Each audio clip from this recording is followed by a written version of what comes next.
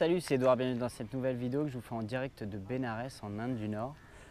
Donc je suis exactement à la Ghat la plus au nord, qui est la Assi Ghat, qui est une des plus larges aussi, qui est très sympa pour venir voir les cérémonies le soir, et c'est là où il y a quand même moins de touristes, c'est beaucoup plus familial. Je vous conseille d'y aller. Donc là ici, en fait, dans cette vidéo, je voulais vous parler du budget. Parce qu'en fait, vous pouvez lire tout plein de choses. Non, non, not sorry. Voilà, donc encore quelqu'un qui me propose si je veux partir en bateau.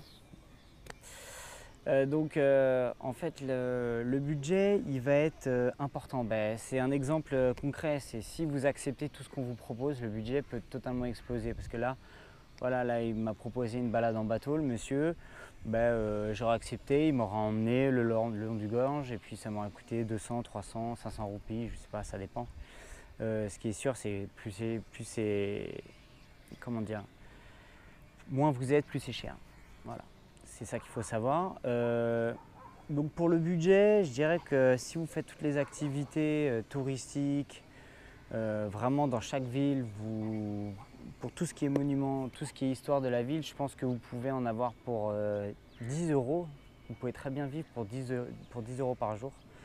Mais par contre, vous ne mangerez pas non plus énormément, vous ne serez pas dans les meilleurs hôtels avec air conditionné, vous n'aurez pas de chauffeur, vous voyagerez en train, voilà. Mais par contre, vous pourrez faire tout ce qui est touristique sans problème, quoi.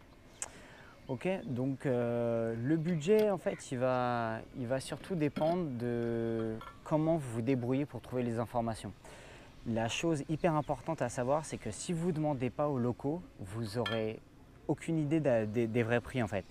Il faut que vous demandiez, vous preniez l'habitude de demander combien ça, combien ça coûte, même plusieurs fois dans plusieurs villes, d'essayer de voir pas que à la personne qui vous le vend. Et vous verrez qu'en fait, les prix diffèrent beaucoup sur certaines choses, d'accord? Donc n'hésitez pas, c'est comme ça que vous allez en fait vous allez pouvoir respecter votre budget et vivre le mieux possible. La deuxième chose après, ça va être de négocier. Si vous négociez, votre budget, pareil, il va pouvoir être diminué par 2 facilement. Parce que les bons prix, minimum, ils les multiplient par 2 ici. Donc si vous êtes un bon négociateur, vous allez pouvoir diminuer votre budget par 2. Voilà.